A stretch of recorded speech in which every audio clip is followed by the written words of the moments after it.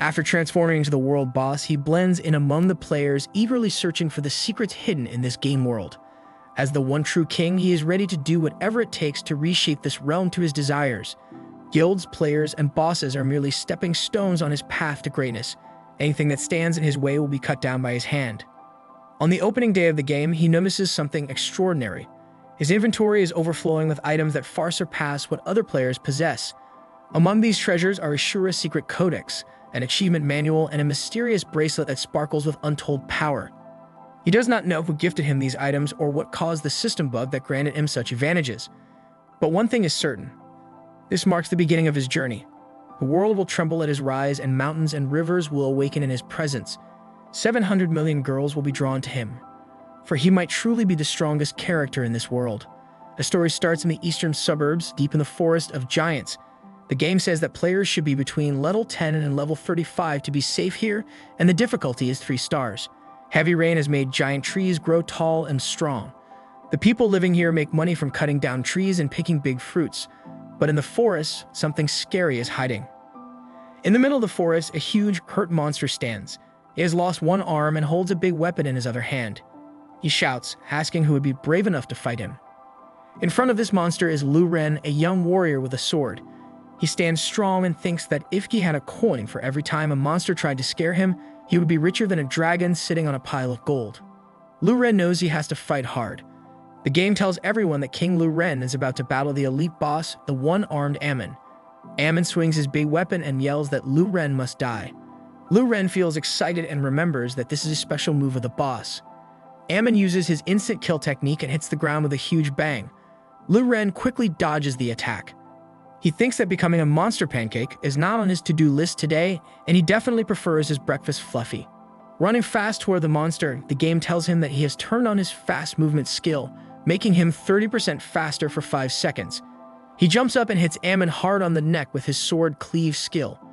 When he lands behind the monster, Lu Ren feels lucky that he timed it just right. Using smoke to hide, he combines his speed and sword skills to outsmart the boss. It's like playing hide and seek, but with a lot more danger and fewer snacks.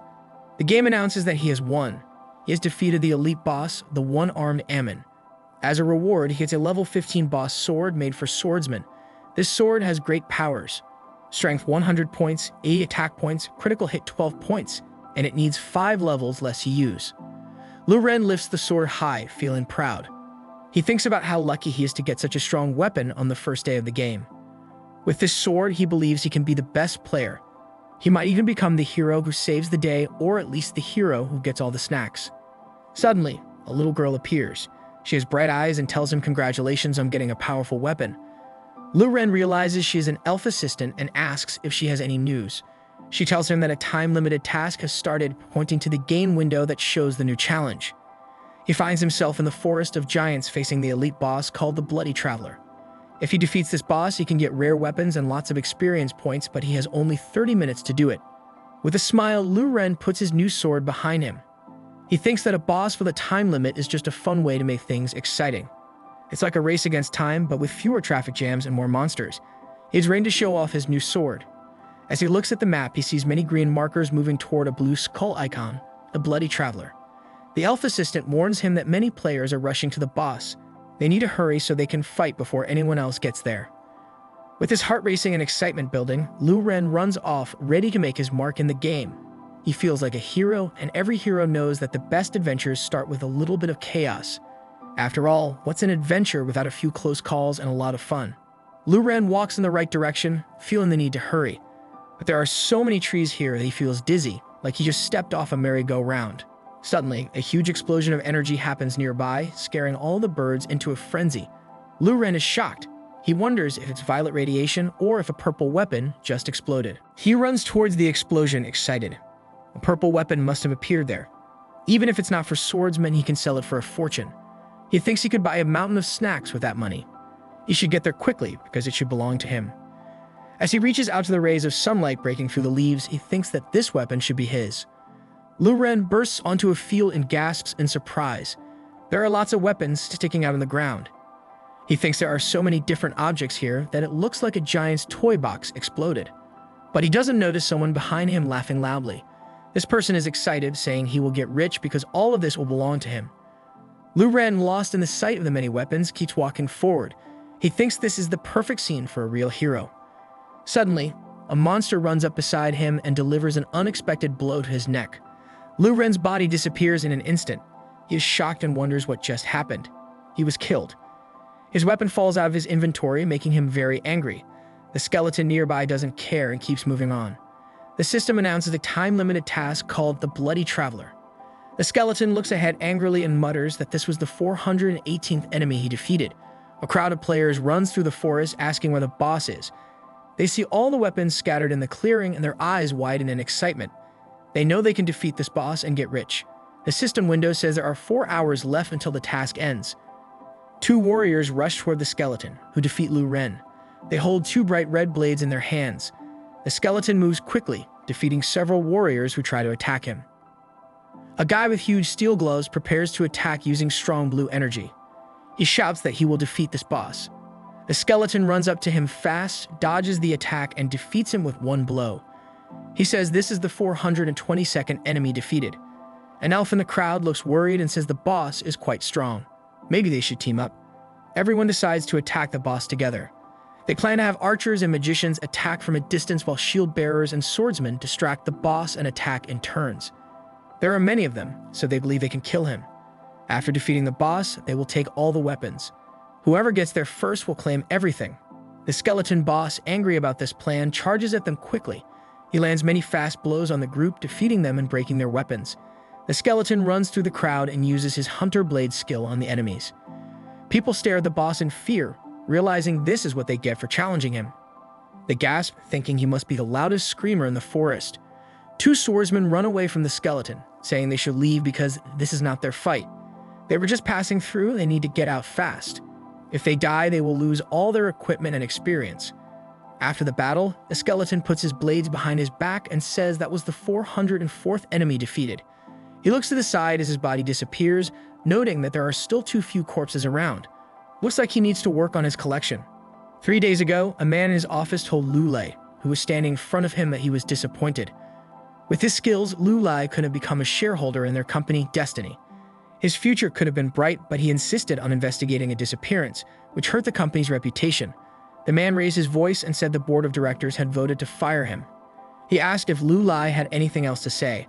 Lu Lei had nothing to say. In the system window, his profile showed he was 26 years old, 183 centimeters tall, and the former director of game R&D at Destiny. Lu Lei left the office knowing he couldn't change anything, so he decided to quit. The man said it was a shame to waste such talent. He told Secretary Wang to find someone to replace Lu Lei.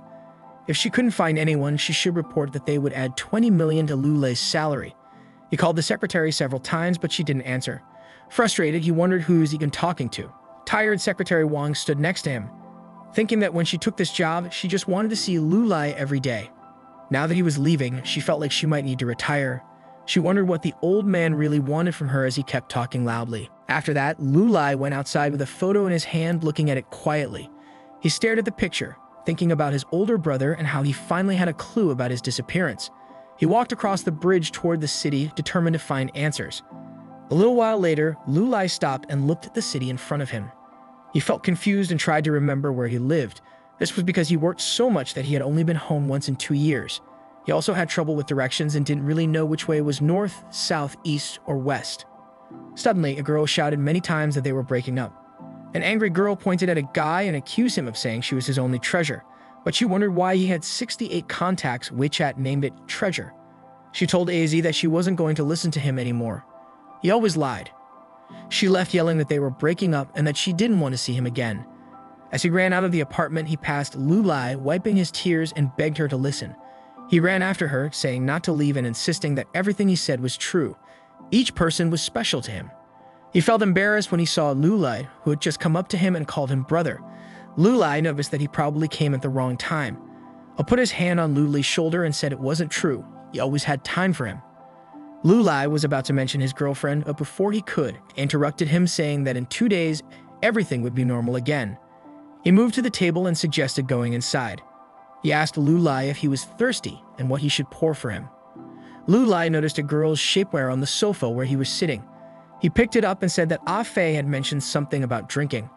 He reminded Fee that he had told him more than once to pay attention to cleanliness and to keep his personal life private, but pushed it aside with a confused look, saying he knew that already. Lu Lai, looking annoyed, pointed out that Fee was still leaving things all over the house. I told Lu Lai that this time he should stay with him for 2 more days since he was always rushing around. Lu Lai thought about it and suggested that maybe he should stay longer this time. Fee got really excited and asked if that was true, saying it was just great. He suggested they go for a barbecue, but he guessed Lu Lai was probably tired after work. Instead, he offered to take him for a massage, saying it was a really good place. Lu Lai then mentioned that he had a clue about their older brother's disappearance. Fei looked happy at first, but then his face turned serious. He told Lu Lai that the equipment he ordered was ready and Destiny's False Moon would officially open that night at midnight. Lu Lai said that was good. He believed their brother's disappearance was connected to this game, and he thought he needed to act fast. After a while, the alarm clock went off and Lu Lai took off his glasses. He was sitting in a new suit just like A's. They both held helmets in their hands and nodded at each other. They put on their helmets and the system told Lu Lai that ID verification was starting. It confirmed his identity and asked if he was sure he wanted to start the game. He agreed, and the system showed a welcome message to the world of the False Moon. An elf assistant appeared in front of him and other players. She introduced herself as an elf assistant in the game False Moon and said they could call her SS. She told them the game would start soon and wished them a happy journey in this fantastic world. A system window showed that loading was in progress. Neurons were connected, the sensory system was connected, vision direction was set up, lighting effects were adjusted, and data loading was complete. Then the creation of his character began. He entered the newcomer's village in Modland. Lu Li appeared surrounded by many other players and looked around. A system window popped up in front of him, showing that he was at level 1 with no class attributes. Strength 15 points, intelligence 25 points, agility 12 points, endurance 14 points, resistance 0 points, charm 0 points. He was an aspiring adventurer. Lu Lai looked at his body and thought the neural connection felt really good. The temperature and humidity in the game felt just like real life. I came over with a girl, waved his hand, and greeted Lu Lai, saying he was here. He introduced his new friend, Amy, and suggested they team up to complete a mission together. Lu Lai waved at them and told them they could go ahead. Fei pointed to himself, wondering if they could go first, asking if Lu Lai didn't want to join since the beginner tasks were the same. Lu Lai replied that they had different paths and suggested Fei could go and improve his skills. I looked confused and asked what Lu Lai meant by different paths. Lu Lai stepped aside and called out to SS. The elf appeared next to him, ready to help. He asked her to open a special redemption code. A system window popped up, showing that a special redemption code window had opened for him. He was asked to enter the code and his password. Lu Lai typed in a very long password he had created a long time ago. The system notified him that the password was correct, the operation was successful, and he had 3 unread letters to check. It was like finding a treasure chest full of surprises waiting for him. The elf asked Lu Lai what kind of system alerts these were because she couldn't figure them out. Lu Lai looked at the system window with the letters, keeping a calm face, and explained that it was a third-party program he had created. The elf was very surprised and said that if it was a third-party program, he needed to stop using those plugins or his account would be blocked forever. Lu Lai glanced at the panel and said that these things were hidden in the game's base code. The system wouldn't be able to find them, and it would take at least 6 months to locate them manually, so it was impossible. Just then, the system window showed that he had received an item, the Bracelet of Omniscience. The required level was 10, and it was universal for all classes. It had 0 points for strength, but increased strength, intelligence, agility, endurance, resistance, and charm by 5 points each. The special feature was that the level of the item would increase along with the hero's level. Every 10 levels, the quality of the item would go up. The hidden attribute allowed one of the owner's professional skills to be obtained randomly each time the item's quality increased. Lu Lai instructed his elf assistant to help him hide it. The elf, admiring the bracelet, asked why he wanted to hide it since it was so beautiful. He replied that it was too flashy and he preferred it to be more discreet. He then opened the next letter in the system window. It said that item number 2 was a book of random achievements. This book would randomly create an achievement task every 10 levels based on the character's events, for which he could earn random rewards. The hidden attribute was unknown. Lu Lai looked at the book that appeared in his hand and thought it seemed like he had only entered the instructions for the powerful items, and the rest was randomly generated by artificial intelligence. The elf said she found this prop very interesting. The system window then showed that item number 3 was an invitation letter from Azura.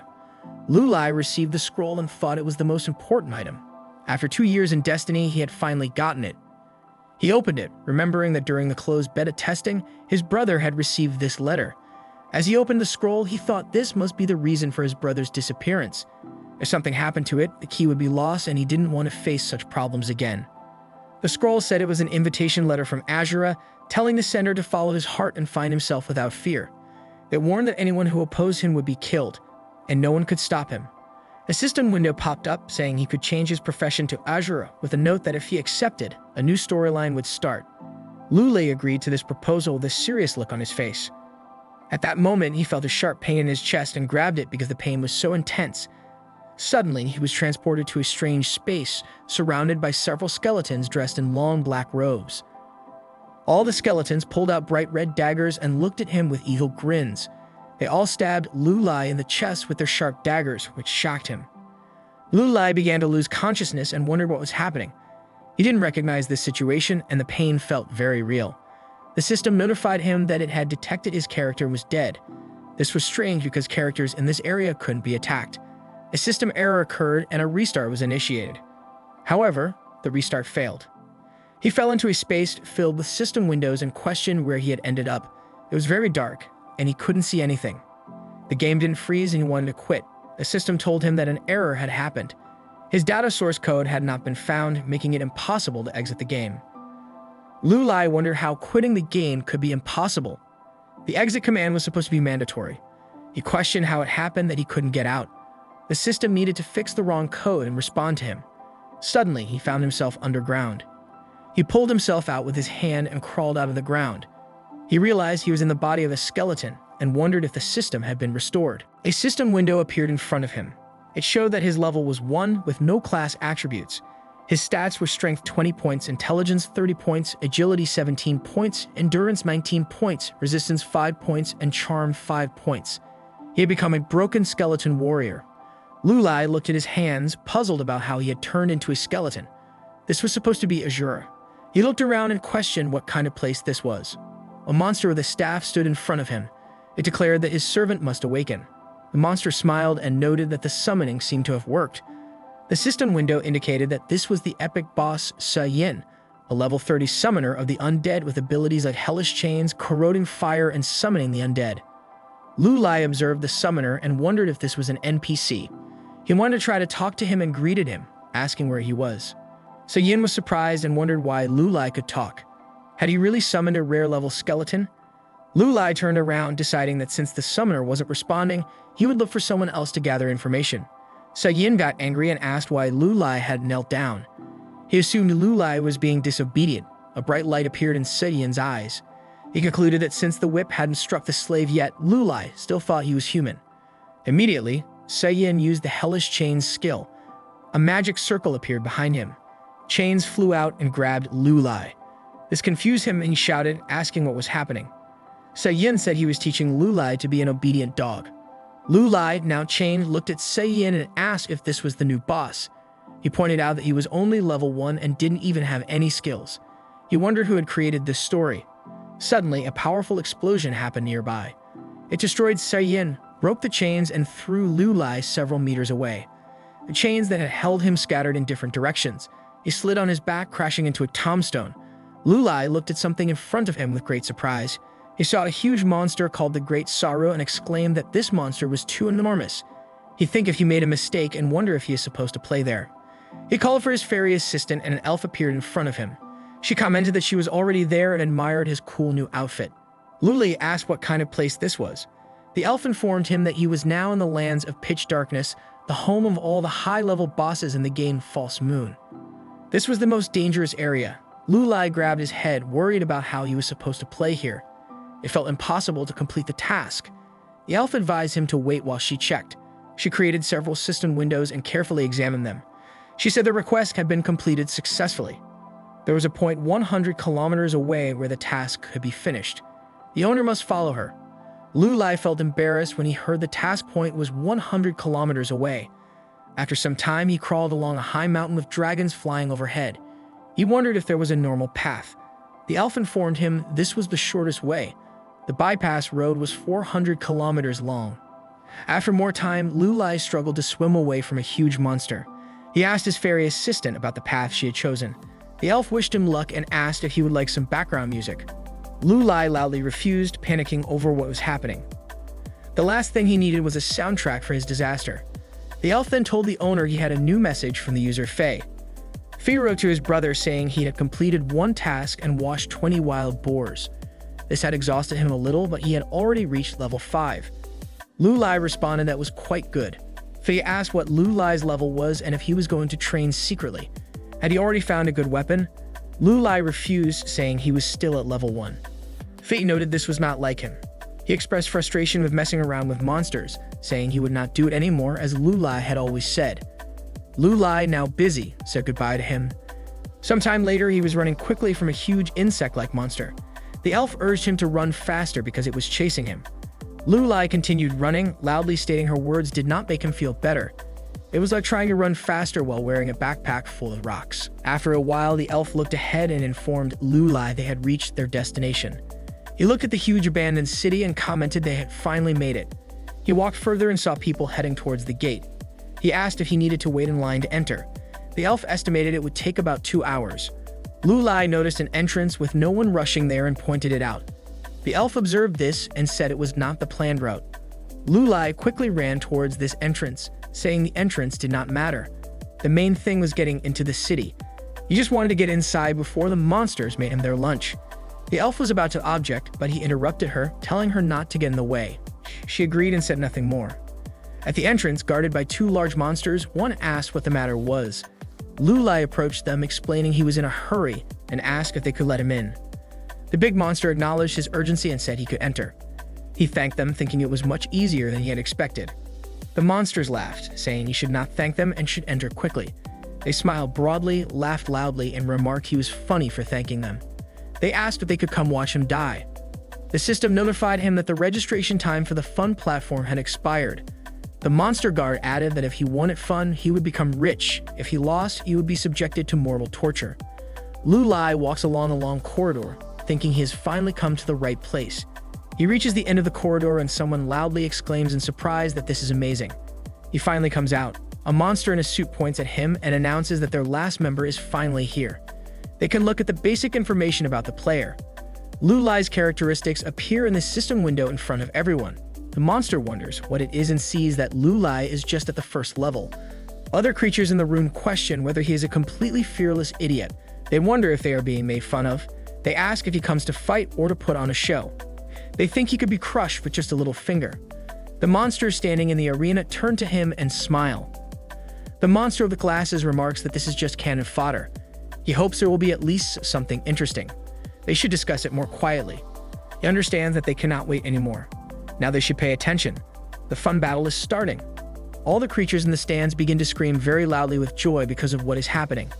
The monster with the microphone says their favorite commentator, Quick Rabbit, will be with them throughout the battle.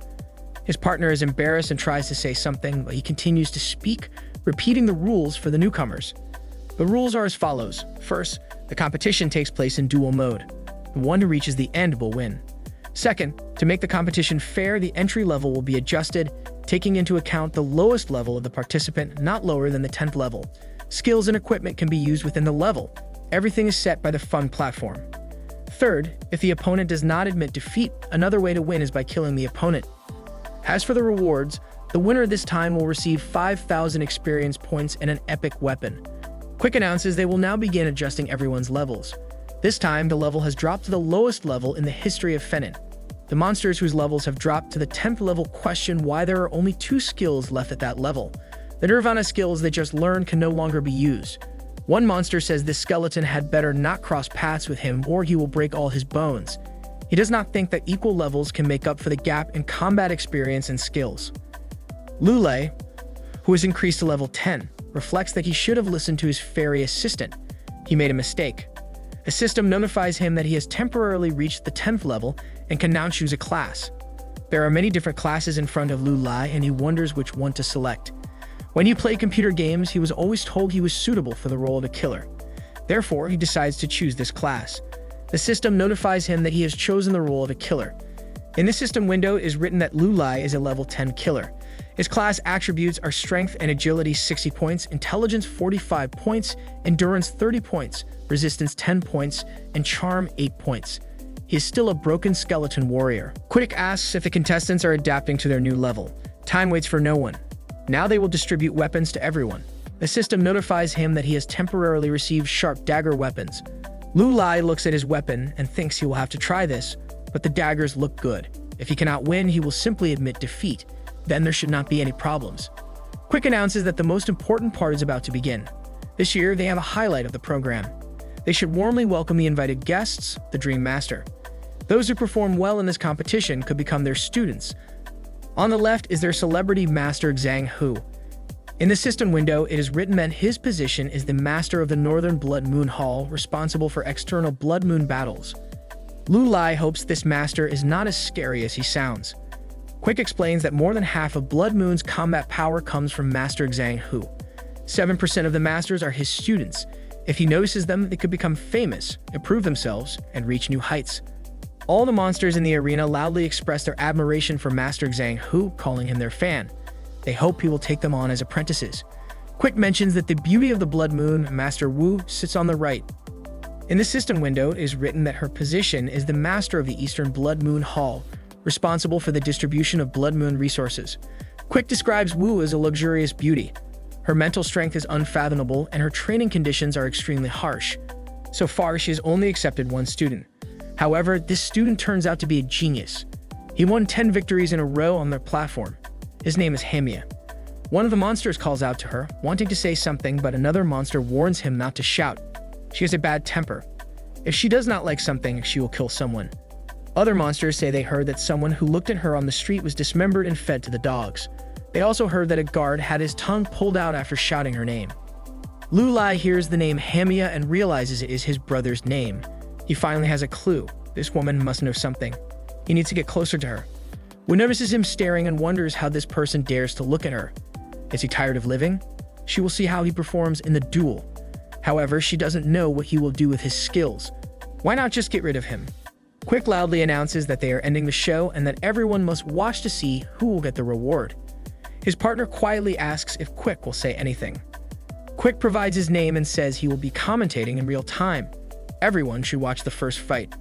This time, it is the most promising player from the Bloodclaw clan, a legendary wild lion family that is superior to others. A new representative of the Bloody Lions, his sharp claws are indestructible and extremely sharp. He is an established starter, having killed his opponent with one blow. He wins by an overwhelming margin. The second promising member is from the Great Sword Society, the Zombie Swordsman Bay. This newly formed clan in the southern part has him as the vice president of the Great Sword Gang. Rumor has it that he is quite famous in his homeland. His sword is fast, precise, and merciless. Countless masters have lost to his sword. It looks like he will win easily. A third winner has already appeared, a devil with two blades named Ji. He comes from a remote wilderness. But he should not be underestimated. Quick says that the fourth place is a contestant. He is surprised when he notices Lu Lai, who has defeated his opponent, and wonders what has happened. It was cannon fodder after all. Did anyone even see how this happened? How did he do it? It is very interesting. It looks like the second round will be even more exciting. The system screen shows those who have advanced to the next stage and will fight in the semifinals. The next fight is between Cannon Fodder and the Devil with Two Blades. Ji stands in front of Lu Lai with his swords and demands that he surrender. He will not kill a weakling like him, who is not strong enough to fight him. Lu Lai stands still calmly and does not respond. At the same time, someone uses a fireball spell, hitting the big monster Amy, who is standing next to A. He praises Amy for being amazing and for destroying all the goblins in the area. The other girl agrees and asks how he did it. He must teach them. The last with a smug expression, saying it is all very simple and not worth mentioning. The girl thinks he is very strong. Amy agrees and asks how strong he is, but responds that his brother is even stronger and invites them to see him. He smiles slightly, thinking about his brother, and says that when they see him, they will understand how strong he is. It is like saying his brother is a superhero, but without the cape. Lu Lai walks toward Jeet, who stands still and watches him. Quick looks at them and thinks that their cannon fodder is very cold-blooded. He has no intention of accepting his rival's kindness. He points his sword at Lu Lai and says he still does not understand what is happening. He has missed his only chance to survive, but he doesn't have to worry about it. He swings his swords and releases his energy, saying that Lu Lei's death will be painless. He strikes quickly with his swords. Quick, surprised by what's happening, says Ji's moves are so fast that no one can keep up. He is amazed and mentions that it looks like Lu Lei dodged the blow. Jur is also surprised and says it was just luck. He tries again with another strong attack, but Lu Lei dodges again. Quick, still shocked, says that Lu Lei dodged the blow once more. He swings his swords again and prepares to deliver his most powerful attack. He tells Lu Lei to stop dodging. He releases a huge amount of energy, but Lu Lei jumps up and dodges the attack. Quick is amazed and wonders how Lu Lei keeps avoiding the hits. Lu Lei looks straight ahead and thinks about Ji's arm length. He figures out that the blade of Ji's sword is 100 centimeters long and the handle is 20 centimeters. The maximum reach of Ji's attack should be 200 centimeters. Lu Lei knows he needs to stay more than 200 centimeters away. As long as he keeps his distance, he will be safe. But he remembers he should watch out for throwing weapons or long-range attacks. He swings his sword fast and Lu Lei knows he can dodge it. Now that he is at a safe distance, he thinks he can make his next move. If he plays it right, he can win. The crowd shouts at Jur, saying he is not strong at all. They wonder why he cannot handle someone at the first level. They tell him to leave immediately. Jur, very angry, shouts that he is furious. This guy is just lucky. One hit, and he will cut him in half. He jumps high, swings his swords, and is ready to strike Lu Lei. Lu Lei swings his daggers and plans to move to the left by 80 centimeters, bend down 60 centimeters, and use his critical strike ability. He dodges Ji's attack perfectly and strikes back with his daggers. He is shocked by what just happened. He wonders how this is possible. He falls to the ground, blood flowing from his wounds. He thinks about how he could die like this without ever becoming a ruler. Lu Lei walks away from him with his daggers in hand. Quick, very surprised, announces that the battle is over. The cannon fodder has won. He cannot believe his eyes. Was their new member pretending to be weak? What is he hiding? They should cheer for the victory of cannon fodder, and Quick looks forward to his next fight. Jiang Hui looks at Lu Lei, who won the battle, and says he is quite an interesting character. She wonders what Wu thinks about this. Wu also looks at Lu Lei and says he is just using his brain. There is nothing surprising about that. She thinks it is not so boring. She is glad he has not died yet. Jiang Hui agrees that it is true. He is still at the lowest level, so he is just trash. Quick says loudly that everyone should be quiet. Even though the last battle was interesting, the next match will be the most exciting. This time, it is a championship battle. A battle is announced between the Bloody Lion, Bloodclaw, and the zombie swordsman Bei. The battle begins. The two opponents enter the arena and stand in front of each other. Bloodclaw points at Bei and with a smug look asks if Bei understands he is no match for him. Bei looks back and admits he is really not as good as Bloodclaw. He is ready to fight and says that as long as he has a sword, he will keep going. Nothing will stop him. He uses the water technique instant strike skill and runs very quickly toward Bloodclaw. Quick is surprised and loudly asks what that was. Bei uses a special kick, moving at least 5 times faster than a tiger. He will soon cut off Bloodclaw's head. Bei moves fast and says this is the price Bloodclaw will pay for underestimating him. Bloodclaw watches calmly as the sword comes at him. He reminds Bei that he is from the Blood Lion clan. He stops the sword attack by biting the blade. Quick shouts loudly, wondering what is happening. This is impossible. Bloodclaw gathers strong energy in his hands and uses the powerful claw skill. He strikes hard with both hands and defeats Bei with 2 quick hits. Bloodclaw stands over Bei's body, looks at it for a moment, and smiles. He thought Bei was a little stronger, but he turned out to be just trash. Quick hugs his partner tightly and shouts that Bloodclaw is very strong. Bei, whom they had high hopes for, lost after the first blow. The Funin champion is almost decided. The monsters in the stands cheer for Bloodclaw, who stands in the middle of the arena with his arms wide open. Jiang Hui looks at him and says this lion is not bad. His bloodline is pure, and he has a good base. She asks why he is so interested in Bloodclaw's bloodline and tells him not to make her laugh. Lu Lei looks at Bloodclaw and wonders what just happened. Bloodclaw crushed Bei's weapon with his teeth. Since the weapon was special, it was not easy to destroy. Even though the level is reduced to 10, his base is much higher than the average level. Bloodclaw turns to Lu Lei and calls him a mistake of nature, which catches Lu Lei's attention. Lu Lei laughs, releases a strong aura, and asks if Bloodclaw dares to challenge him. He has not played enough yet. It looks like things are about to get really exciting. The Bloody Claw belittles Lu Lei, saying he was being so impressive before. He tells Lu Lei not to give up now if he has the courage. Lu Lai looks at him seriously. If only he had analyzed everything earlier, he really has no chance of winning. But there is a way to get closer to his brother. He just needs to win. Quick coughs and loudly calls for the cannon, saying that Lu Lai has already shown his skills well. Second place is a good result. Wyatt watches them and thinks that if Lu Lai does not go on stage, it will be a big disappointment. He is not that boring. Lu Lai looks at his opponent with a determined expression. He knows he cannot hope to find his brother if he gives up at the first sign of trouble. In this whole world, the only people left to him are his brothers. They are more important than his own life. No difficulties can stop him. He enters the arena, and the final battle is announced between the lion and the bloody tiger against the cannon fodder. The lion laughs loudly and says that lower beings are so stupid. He believes it would be better if Lu Lai chose something more suitable for his level. He thinks of it as dessert before victory. He plans to use Lu Lai's despair to please himself. Lu Lai looks at him seriously and wonders why he talks so much. He moves quickly toward his opponent, but Bloodclaw stands still, watching him. Bloodclaw comments that Lu Lai's speed is not the same as before.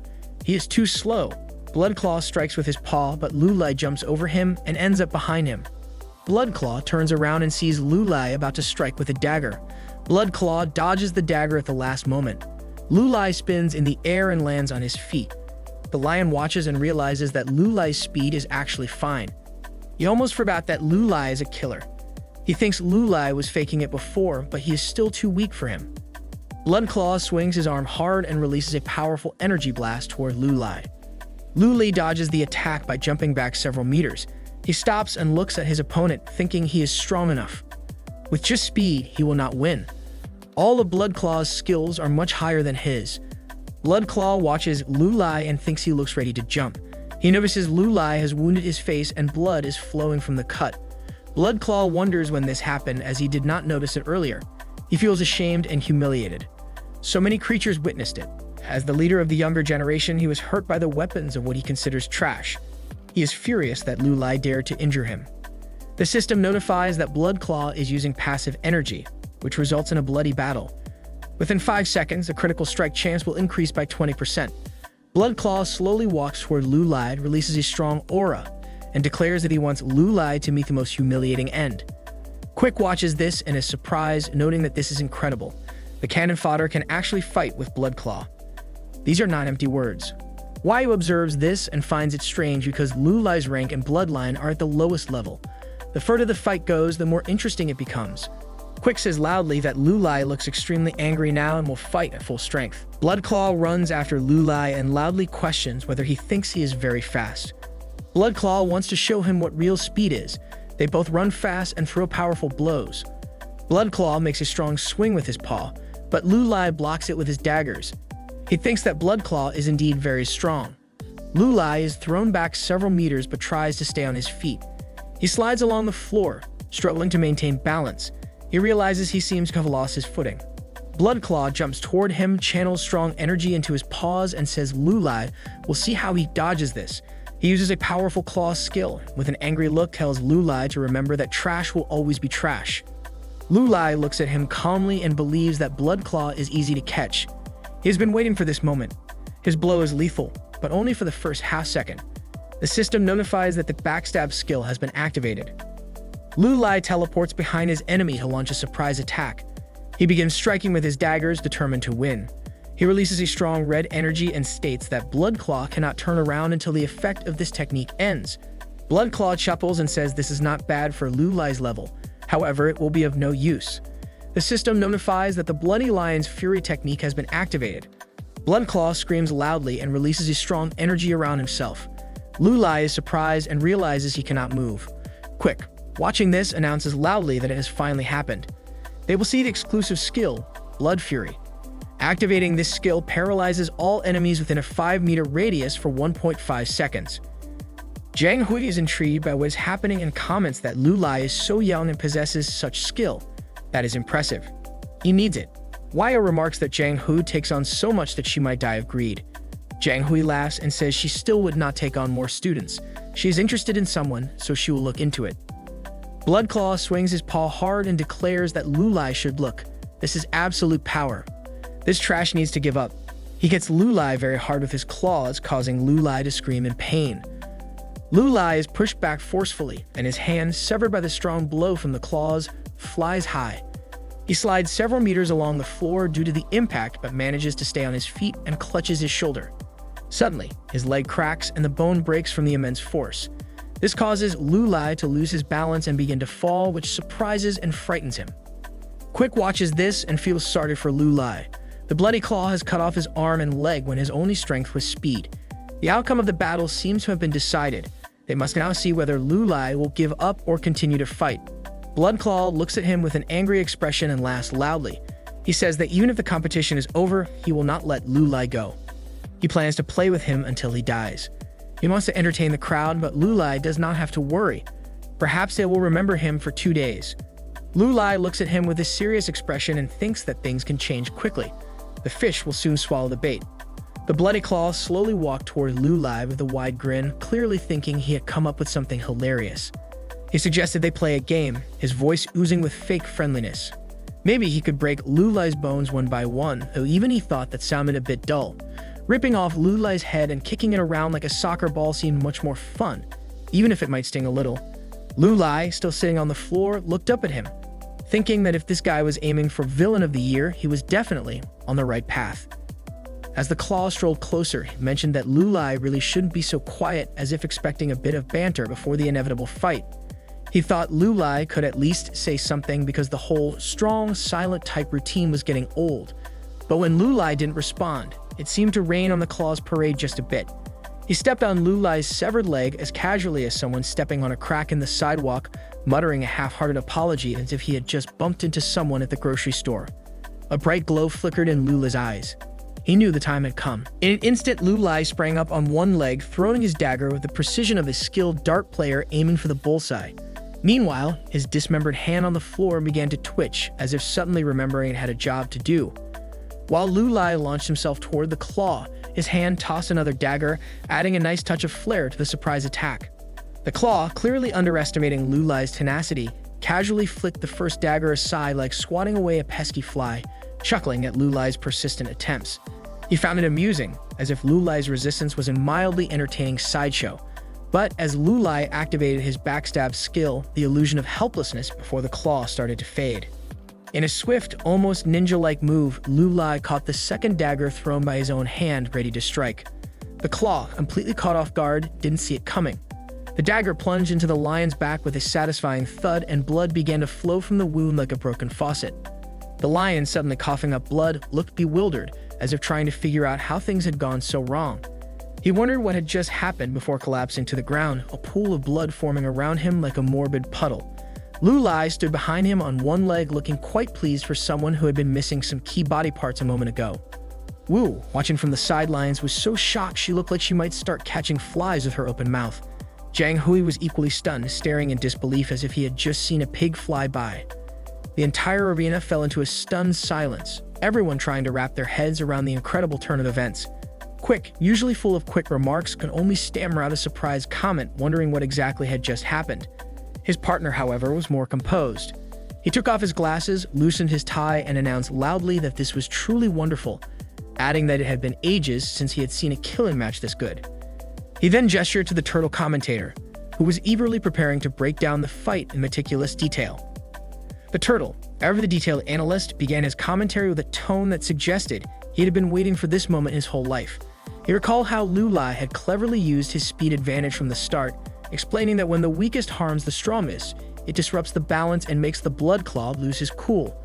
Lu Lai had kept feigning weakness, leading the blood claw to waste his best moves. The turtle added with a bit of excitement that the most surprising part was that Lu Lai's limbs weren't even severed by the claw. Lu Lai had done it himself, setting up his final move with grim determination. When everyone thought he was down and out, he used a special skeleton's body feature that kept his spirit connected to his severed limbs just long enough to turn the tide. It was the ultimate underdog victory, a classic case of the weak defeating the strong. The turtle pointed confidently at Lu Lai, confirming his analysis with the authority of a teacher grading a perfect test.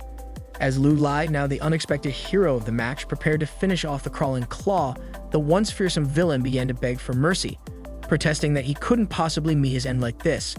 But from the determined look in Lu Lai's eyes, it was clear that no amount of pleading was going to save him. Zhang Hui looks at this with a serious expression. Suddenly, he jumps into the arena between the two and throws Lulai away from the lion with a powerful energy blast. He releases strong energy from his hand and stares at Lulai. He clenches his fists and the energy swirls around Lulai, destroying his body. When only his skull remains, Lulai wonders what is happening. He continues disappearing in the energy stream, thinking he was so close to victory. Wai suddenly appears in the arena, catching Lulai's skull and dispersing Jiang Hui's energy. She focuses strong energy at her fingertip and uses the Sky Barrier spell. She releases a powerful ball of black-red energy with enormous destructive power. This completely destroys the part of the arena it hits. Jiang Hui, slightly hurt, loudly calls Wu's name and questions if she meant to kill Lulai. He demands an explanation, but it seems complicated.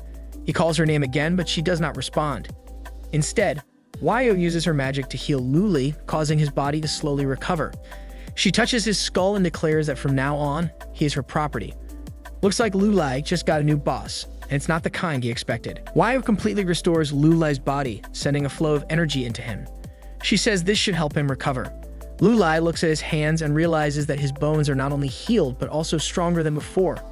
Waio concentrates the black-red energy on her fingertip and warns that if the rabbit and turtle do not announce the result quickly, she will tear off all their limbs. The turtle crawls out of its shell and announces loudly that they are here. Quick hides behind Waio and says she must say this as fast as possible. The turtle states that the persecuted hero dares to devour the sun. They are witnessing a new rising star and congratulate the new champion of the Fengdian competition. The system notifies that the reward for victory is being calculated. Lulai receives 5,000 experience points and learns a new skill called Dark Step. His agility increases by 20%. Lulai's stats window shows that he is now level 15 in the Assassin class with attributes: Strength 75 points, Intelligence 62 points, Agility 100 points, Endurance 37 points, Resistance 15 points, and Charm 10 points. His achievements include being the winner of the Fen Broken Skeleton Warrior. The system notifies him that his reward is a 15th level dagger, a bleeding blade with spikes. Lulai receives his 2 daggers and thinks this is a great win. The system window indicates that his weapon is a bleeding blade with spikes, requiring level 15 and suitable only for killers. It has strength 100 points, attack 80 points, damage 20 points, attack speed 15 points, and a feature where 10% of the damage dealt is converted into his own blood. Looks like Lulai just got an upgrade that even superheroes would envy. The turtle looks at this and says that the attributes are very good. Quick agrees and mentions that it is perfect for battles of attrition, with combat endurance being useful in the next fights. Wai turns around and says that since Lulai's injuries are healed and his reward is received, they should start Funenji quickly. Lulai looks at her and asks what that is. Quick explains that since it is Lulai's first time participating, he might not know everything. Fumen is divided into 2 parts. The first is the battle in the ring, and after this, the champion can participate in the second part, Fun Uni. The system window explains the rules of Fun Uni. The champion of the first stage will appear in the game world for a limited time. His task to survive is to hunt as many players as possible and kill them to gain experience and contribution points. These points can be used for trading, purchasing skills and weapons, and for movement. Sounds like a game of tag, but with way higher stakes. Jiang Hui loudly calls out to Wu and states that this is not the end. She openly attacks the Lord and wonders if she really wants to declare war. She says he is wasting resources aimlessly, and his ambitions will destroy him. They want to get rid of him because he wants all the resources for himself, and she should not ignore him. Wu is very angry about what Jiang Hui says and mentions that it is time for him to rest. Jiang Hui asks what she just said. She raises her voice and tells him to stop being so shameless. He might be punished for interrupting Fengdian. If he wanted to save someone, he should have noticed that guy from the Blood Lion family a long time ago. He clings to every little thing and dares to throw mud at her. Jiang Hui is very angry and is about to say something, but Waio loudly asks what he wants to say about her. If he wants, he can beleaguer or not, but when he goes to fight, his salary and rations will be cut, and they won't even give him weapons. Lulai runs away from them and asks if they will not start fighting. Quick, running next to him, mentions that if they fight, half of the residents might suffer because of it. Lulai suggests they should get out of there quickly. Wu looks at him angrily and states that he should not disgrace her. He should not even think about returning unless he kills at least 1,000 people. Lulai then runs into the portal that opens in the arena. The system notifies that the Book of Random Achievements item has been activated. The Master's level is discovered to be above level 10, and a random task is generated. Teleportation is successful, and the countdown begins. The operation codename is Bloody Traveler. Lu Lai finds himself in a forest after entering the portal. He looks at the book and remembers it, almost forgotten. The system notifies that a random task has been generated. You must complete the task of Wu, kill 1,000 players. The execution time is within the framework of Fian action. If this battle ends without completing the quest will be invalid forever. Looks like Lu Lai has a busy day ahead of him, and it's not just about finding a snack. The system notifies that the game Bloody Traveler will begin very soon, and all players must prepare for it. The title Bloody Traveler appears above Lu Lai's head and above several individuals in front of him. They belong to a gang of bald men with knives. Agen of level 13, AC of level 15, AF of level 17, and Shu of level 14. The system also alerts that the Omniscient Bracelet has detected an increase in Lu Lai's character level. His skills are improving and his attributes, strength, intelligence, agility, endurance, resistance, and charm, each increased by 5 points. The current quality of his equipment is average. Every time a character levels up by 10, the quality of their attributes improves. Equipment activation skills will be played out randomly, and each time equipment is upgraded, a new skill can be acquired. One of the bald guys strikes quickly with his knife, but Lu Lai easily dodges the attack. The system notifies that he has acquired the Enemy Hunter Blade skill. He now has access to a very fast 4-hit attack, with physical damage at 110%, 120%, 130%, and 150%. It will continue to strike and automatically attack enemy targets within 10 meters. The passive skill for each kill increases physical damage by 150%. Lu Lai defeats the 4 bald guys quickly. He thinks that the damage from his blow increases depending on the number of attacks. As long as he reduces the opponent's health and then uses the trick again, he can keep using the Hunter Blade skill. He executes a flurry of quick strikes on the bald guys, achieving a combo of 16 hits. After the battle, Lu Lai stops and thinks he could theoretically create a perpetual motion machine with his skills. The system notifies that he has made 4 kills out of 1,000 and received 400 experience points. He calls for the elf, who appears immediately and informs him that she is there. Lu Lai asks if other players can see his location. The elf confirms and says that the system will broadcast his location in real time to all players on the server. Lu Lai releases a strong energy and thinks that everything will be much easier now. Suddenly, he hears someone's voice asking where the boss is. His face becomes serious as he looks at the crowd in front of him. Sometime later, Lu Lai defeats a large group of monsters. The system notifies that he has made 56 kills out of 1,000. After some time, he defeats another group, and the system notifies that he has made 156 kills out of 1,000. He continues to defeat large groups of enemies and achieves 314 kills out of 1,000. Lu Lai sits on a branch of a tall tree and thinks he has dealt with almost everyone in the area. Players are getting in his way less and less often. It is time to go somewhere else. He feels a little sad because he cannot pick up the weapons. It feels like a waste. At that moment, he notices Lu Ren, who sees a lot of weapons in the clearing. With a joyful expression, he says he will get rich. All of these weapons will belong to him. He walks toward the weapons and comments that this is a script for a real protagonist. He must think he's in a treasure hunt or something. Lu Lai, standing on the branch, looks at Lu Ren, who's not paying attention to him. He quickly runs next to him and defeats him with one blow of his dagger. Lu Ren is very embarrassed and questions what just happened. He wonders if they really defeated him. He is the strongest hero, and there must be something wrong with the system. All his equipment and money will disappear. Lu Lai silently walks away from him and thinks that this guy talks too much. Sometime later, a large crowd runs toward him, loudly asking where the boss is. There are so many weapons here. They want to defeat this boss and get rich afterward. Lu Lai runs through the crowd with great speed and defeats them all with his daggers. He puts his daggers behind his back and remarks that 444 kills is too few. However, this talkative guy reminded him of something. He presses the button that says Notebook and writes down the coordinates of the Forest of Giants, noting that he should come here faster. He writes that he received it and questions why he shouldn't become his kept woman. Is it his weapon, his clothes, or did he prepare equipment for him? Sometime later, he arrives at the right place as described and sees a huge number of weapons sticking out of the ground. He is very confused by what he sees. It's like a weapon store exploded in the middle of the forest. In the heart of the forest, a girl named Luna stands tall, radiating an energy so powerful that it sends birds flying in all directions. It's like she's a walking, talking energy drink, just about the crazy caffeine jitters. After an intense battle, she triumphantly defeats the giant warrior Qi Jiang, a fearsome 15th level monster. The system congratulates her for this remarkable feat, and the window flashes with her new title, Shining Star. This title is no small potatoes. It's awarded to those who rank in the top 100 for combat power in the region. Luna, a level 18 swordsman, boasts impressive attributes: strength, intelligence, agility, endurance, resistance, and charm, all sitting pretty at 60 points.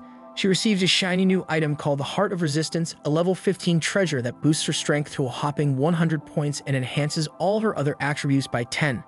Plus, has a 20% chance to increase her resistance by 20 points when she attacks. Meanwhile, Lulai, an elf perched on a nearby tree branch, watches this spectacle unfold. He wonders if players can outrun an epic-level boss. This is a first for him, and he thinks Luna should double-check her stats. The elf then shares some intel about the Moonlight Knight, a hidden swordsman class that combines physical and magical attacks with remarkable endurance. Luna, feeling a strange sensation of being watched, turns to see several guys approaching her. The leader of the group, with a grin that could charm a snake, asks if she's the one with the epic-level item. He suggests that maybe she would let them take a closer look, because of course nothing says friendship like trying to swipe someone's hard-earned loot. Luna, unperturbed, raises an eyebrow and asks if they want to fight for it. The man, still trying to play it cool, insists they just want to be friends. He even offers to borrow the weapon for a few days, promising to return it. Lulai, still observing from his branch, thinks to himself that it looks like the cats are biting while the mice are free. Luna, with a calm demeanor, agrees to let the man take it, if he can. As two of his buddies approach with weapons drawn, the leader realizes that Luna is not planning to hand over her prize willingly, so he decides to send in the reinforcements. With a flourish, Luna unsheaths her sword, and as the two men close in, she unleashes her star strike skill. A burst of magical energy erupts, and the two attackers are swiftly defeated. The leader, watching from a distance, scratches his head in confusion, realizing that things are not going according to plan. As Luna walks past him, he introduces himself as the leader of Jai Jiang's team and questions whether she's even listening. In a swift motion, she answers him, not with words, but with a clean slice of her sword that takes his head clean off. With a calm demeanor, she asks if he's seen enough and instructs him to come out. Lulai, sensing the tension, jumps down from his perch and stands before her. Luna, curious, wonders if he's the boss and if he wants to engage in a duel right there. Meanwhile, the members of the Jiang gang arrive, shouting about revenge for their fallen brother, true brothers. With a crowd of angry gang members ready to show their strength, it's clear that the forest is about to witness an epic showdown. Who knew that a peaceful stroll in the woods could turn into a blockbuster action scene? As the stage is set for battle, both Luna and Lulai prepare for what is sure to be a legendary clash. The forest holds its breath, waiting to see who will emerge victorious. Luna quickly realizes that the boss attack team has arrived much sooner than expected. Meanwhile, Lulai spins around and spots the group chasing after him, pondering if this is the start of a new wave of trouble. The followers of the boss shout loudly, insisting they need to catch him soon. In a flash, Luna and Lulai exchange glances, and without a moment's hesitation, they dash past each other, avoiding any engagement. Lulai leaps over the crowd of Jai Jiang members, who are too busy wondering what just zoomed by to even consider the chaos brewing. They remind each other that they've gathered to avenge their fallen brothers, so they should probably focus on that instead of chasing shadows. As Luna slips through the boss attack command, she catches their attention. They comment on her impressive speed, noting that she's definitely no slouch. Sensing an opportunity, she decides to team up with them, claiming to be part of a professional squad. This revelation leaves everyone present in shock and outrage.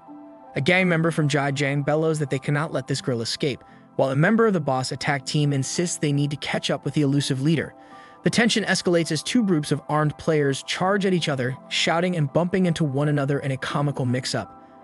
Amid the chaos, someone complains about being stepped on, declaring that a good dog wouldn't get in the way, unless of course the dog has two left feet. As the skirmish unfolds, Lulai and Luna sprint toward each other, weapons at the ready. Just as they are about to strike, a man in the crowd yells to alert everyone that they are back. Lulai weaves through the throng, delivering rapid strikes, while Luna unleashes her magical prowess, defeating a large number of opponents. Panic ensues, and Luna warns everyone to stay back.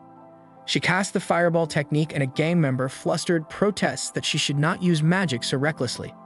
Lulai counters with his arrow strike, hitting a man in the back and drawing even more attention. The ensuing battle erupts into a flurry of magical elements, creating a thick cloud of dust and chaos. Survivors cough and wonder if anyone has actually been defeated, speculating that the man in question might just be digging his own grave. Suddenly, Lulai emerges from the dust cloud, declaring that the hunt is over. He unleashes a flurry of strikes, taking down numerous players. Someone in the crowd questions if this is a mistake, wondering if this boss truly possesses unlimited skill. As Lulai finishes off the last of the players, the system announces that he has defeated 999 out of 1,000 players needed for his task. Spotting Luna not far away, they both dash toward each other, ready to end the battle. They collide with a powerful strike, and the system notifies that Lulai has completed his task by defeating 1,000 players.